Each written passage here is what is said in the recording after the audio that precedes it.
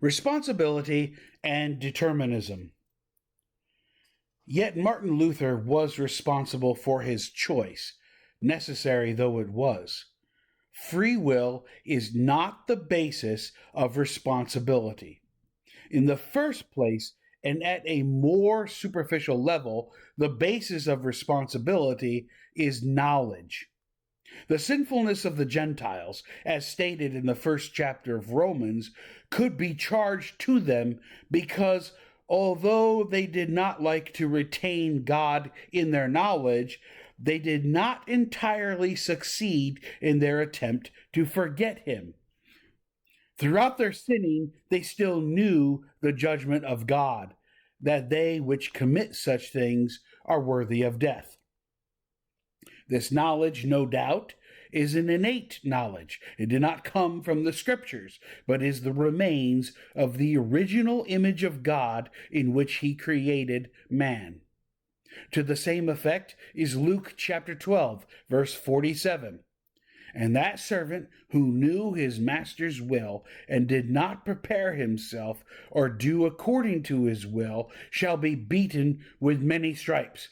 But he who did not know, yet committed things worthy of stripes, shall be beaten with few. The explanation of responsibility, however, goes deeper than just knowledge. Indeed, if we take responsibility in its fullest extent, and if we admit that we are made guilty in virtue of the first sin of our federal head Adam, it follows that our responsibility is not ultimately based on our choice at all. Romans chapter 5, verse 17 reads, "By one man's offense, death reigned through the one." And the passage goes on in verse 19 to say, "As by one man's disobedience many were made sinners, so also by one man's obedience will many be made righteous." In conformity with the scriptures, the Westminster Confession declares, quote, "They, being the root of all mankind, the guilt of this sin was imputed, and the same death in sin and corrupted nature conveyed to all their posterity, descending from them by ordinary generation." End quote. Responsibility, therefore, must be so defined as to make room for imputation as well as to account for our everyday voluntary actions. It is strange that theological literature has made so little attempt to define responsibility. It is a lack found among determinists and indeterminists alike. Admittedly, some statements about responsibility are found, even some true statements, but not every true statement is a definition. Once again, if we knew precisely what we were talking about, our confusion might be avoidable. Now, the word responsibility looks as if it has to do with making a response, or accountability is to give an account. A man is responsible if he must answer for what he does. Let us then define the term by saying that a person is responsible if he can be justly rewarded or punished for his deeds. This implies, of course, that he must be answerable to someone. Responsibility presupposes a superior authority that rewards and punishes. The highest authority is God. Therefore, responsibility is ultimately dependent on the power and authority of God. Is it just then for God to punish a man for deeds that God himself determined before to be done? Was God just in punishing Judas? Or Herod? Or Pontius Pilate and the others? The scriptures answer in the affirmative, and the scriptures explain why. Not only is God the creator of the physical universe, not only is he the governor and judge of men, he is also the moral legislator. It is his will that establishes the distinction between right and wrong. It is his will that establishes the distinction between justice and injustice. It is his will that sets the norms of righteous conduct. Most people find it easy to conceive of God as having created or established physical law by divine fiat. He might have created a world with a different number of planets had he so desired. Nor does it bother some theologians to suppose that God could have made different ceremonial requirements.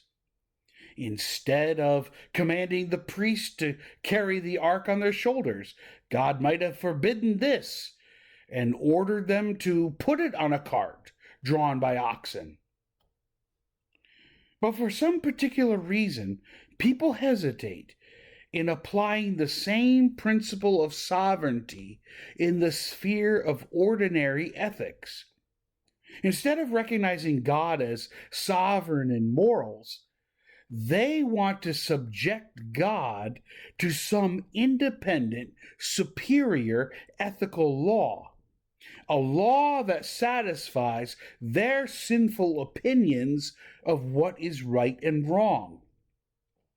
Calvin avoided any such inconsistent and unbiblical position. In the Institutes, he says, quote, "How exceedingly presumptuous it is only to inquire into the causes of the divine will, which is in fact and is justly entitled to be the cause of everything that exists. For if it has any cause, then there must be something antecedent on which it depends, which it is impious to suppose of God. For the will of God is the highest rule of justice, so that what he wills must be considered just, for this very reason, because he wills it. When it is inquired, therefore, why the Lord did so, the answer must be because he would. But if you go further and ask why he so determined, you are in search of something greater and higher than the will of God, which can never be found." End quote. God is sovereign. Whatever he does is just for this very reason, because he does it.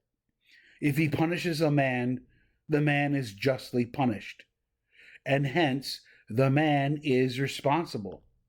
This answers the form of argument which runs, whatever God is just, whatever God does is just. Eternal punishment is not just, therefore God does not so punish. If the one who argues this way means that he has received a special revelation that there is no eternal punishment, we cannot deal with him here. If, however, he is not laying claim to a special revelation of future history, but to some philosophical principle which is intended to show that eternal punishment is unjust, the distinction between our positions becomes immediately obvious. Calvin has rejected the view of the universe which makes a law, whether of justice or of evolution, instead of the lawgiver, supreme. Such a view is similar to Platonic dualism, which posited a world of ideas superior to the divine artificer. God in such a system is finite or limited, bound to follow or bound to obey the independent pattern. But those who hold to the sovereignty of God determine what justice is by observing what God actually does, and whatever God does is just. What he commands men to do or not to do is similarly just or unjust.